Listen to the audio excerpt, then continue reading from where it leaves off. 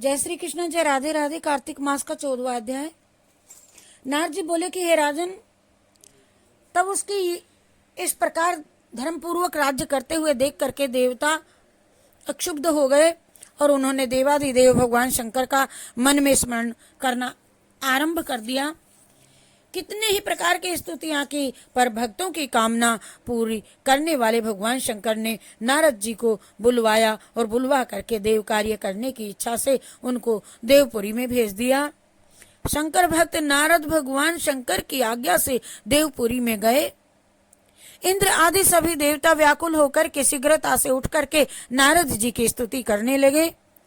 उत्कंठा भरी दृष्टि से सबने नारद जी की ओर देखा, अपने सब दुखों को कह करके उन्हें नाश करने की प्रार्थना की।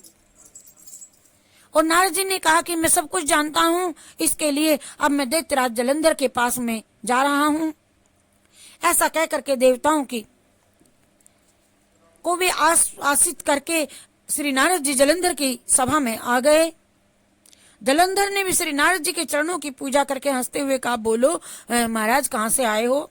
हे ब्राह्मण, कहिए आप कहाँ जा रहे हैं और कहाँ से आए हो और कहाँ कहाँ पर आपने क्या क्या किया, क्या क्या देखा, यहाँ पर मेरे कैसे आए हो?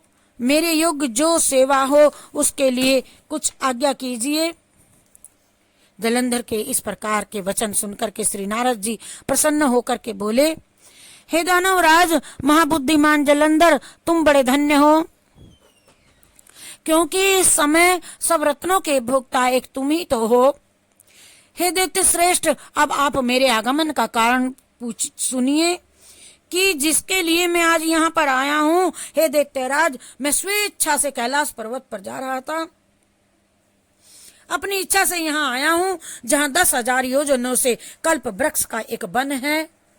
वहां पर मैंने सैकड़ों कामधेनुओं को विचरते हुए देखा, तथा मैंने ये भी देखा कि वह वन चिंतामणि से प्रकाशित परम दिव्य अद्भुत और सब स्वर्ण में है, सोने का है सब कुछ।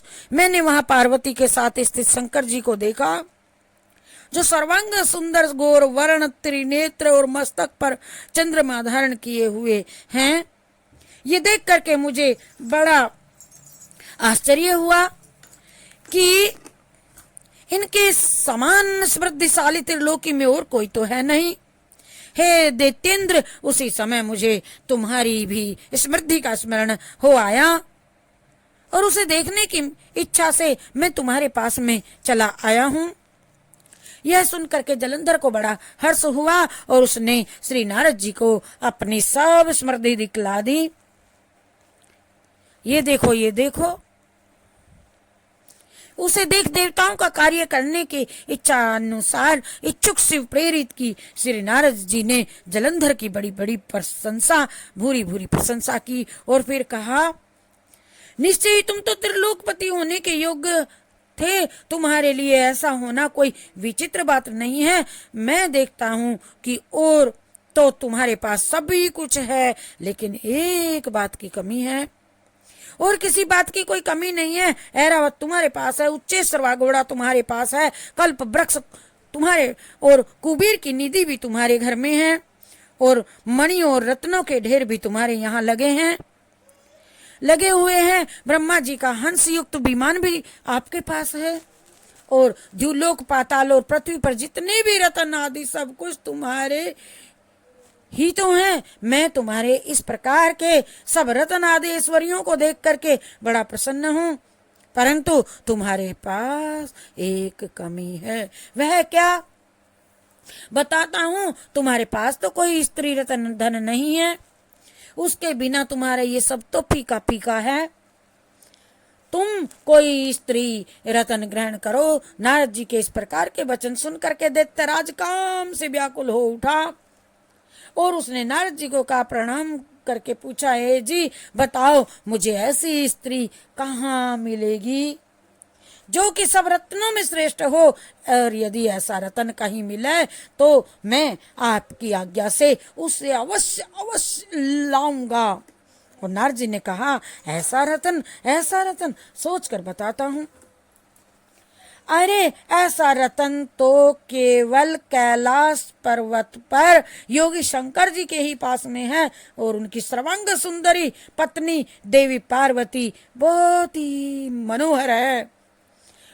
उसके समान सुंदरी मैंने आज तक कहीं नहीं देखी। शंकर से बढ़कर के समृद्धिमान और दूसरा कोई नहीं है, और उसके इस रतन की महिमा तीनों लोकों में कहीं पर है ही नहीं, कहीं पर भी नहीं है। तभी तो परम विरक्त आत्मा राम शंकर भी उसके वश में हो गए हैं। देव ऋषि नारद उस दैत्य से ऐसा कह करके कार्य करने की इच्छा से आकाश मार्ग से चले गए, अर्थात काम हुआ, निकल गए। जय श्री कृष्णा, जय राधे राधे। हरि शरणम, हरि शरणम, हरि शरणम, हरि शरणम।